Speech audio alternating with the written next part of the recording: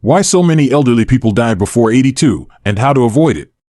Have you ever wondered why so many elderly people who seemed relatively healthy just a few years ago, suddenly begin to fade away before the age of 82? It's not always heart disease. It's not cancer. And it's not the result of some sudden, dramatic accident. No, what's stealing their years is far more silent and far more ignored. I'm Dr. James, and over the past 30 years, I've had the honor of walking alongside thousands of seniors, listening to their stories, treating their conditions, and most importantly, learning what truly keeps a person not just alive, but alive with vitality. Let me tell you something that most doctors will never mention during a routine checkup. One of the most powerful predictors of how long you'll live after 60 is not found in your blood test results. It's not about your blood pressure, your cholesterol, or even how often you exercise. Instead, it lies in something so deeply human, so profoundly natural, and yet so often buried under layers of shame, fear, or silence. It's the connection you have with your own body. More specifically, it's your ability to continue experiencing pleasure, intimacy, and a sense of aliveness in your physical being. You see, aging doesn't mean you stop needing touch. It doesn't mean you stop deserving joy. And it definitely doesn't mean you must quietly fade away. But unfortunately, society has taught many older adults to do exactly that, to slowly shut down emotionally, mentally, and physically. That hidden disconnection is quietly draining years off of good people's lives. But here's the good news. You already have the tool to change that. It's not a pill, not a complicated diet, not hours at the gym. It's something you can start reconnecting with today, right now, simply by being willing to listen, feel, and reclaim what was always yours. And that's what I'm here to help you do. In the next few minutes, I'm going to walk you through something that may surprise you. It may even challenge what you've believed about aging for decades. But I promise, it could also be the most life-giving truth you've heard in years. So take a breath. Stay with me. Because what you're about to discover might just change the way you see the rest of your life. The silent epidemic, loss of physical pleasure. As I sit across from my patients, many in their 70s, some in their 80s, I often notice something in their eyes. A quiet sadness. A sense of shrinking. As though life itself has somehow become smaller. Dimmer. Less alive. They rarely say it out loud. But over the years, I've come to recognize what's happening beneath the surface. A slow, invisible disconnection from their own bodies. You see, somewhere along the journey of growing older, many people begin to detach from the very part of themselves that once brought them joy, intimacy, and a deep sense of being human, their physical pleasure. This disconnection is not sudden. It's not dramatic. It's quiet, almost polite, like a door being slowly closed without a sound. And it doesn't happen because the body has failed. It happens because society has whispered a lie. Touch is for the young. Intimacy doesn't belong in old age. You should be focused on grandchildren and retirement, not your body's desires. So, slowly but surely, seniors begin to shut down parts of themselves that once made them feel vibrant. They stop seeking pleasure, not because they no longer need it, but because they've been told they shouldn't. Some withdraw because of grief. Some because of shame. Some because their bodies have changed and they don't know how to adapt. But what most don't realize is that this disconnection has a real cost, not just emotionally, but physically. When you stop engaging with your body's natural rhythms of touch and sensation, blood flow to vital organs decreases. Neural pathways tied to joy and pleasure begin to shrink. Hormones fall out of balance. Energy declines. Sleep worsens. Mood drops. Even your immune system can weaken, opening the door to chronic illnesses like dementia, heart disease, and depression. This isn't just about sex. This is about the life force that animates your body, your mind, your soul. And abandoning that part of yourself, out of fear, shame, or misinformation, doesn't just steal joy. It steals years. But here's what I need you to hear. It doesn't have to be this way. It's never too late to reconnect with your body. To rediscover what it's still capable of. To feel alive again in a way that's deeply nourishing, physically, mentally, and emotionally. And that reconnection, that spark, may very well be the key to living not just longer, but better. Because the truth is, you were never meant to just survive aging. You were meant to thrive through it. Why masturbation after 60 is critical for longevity.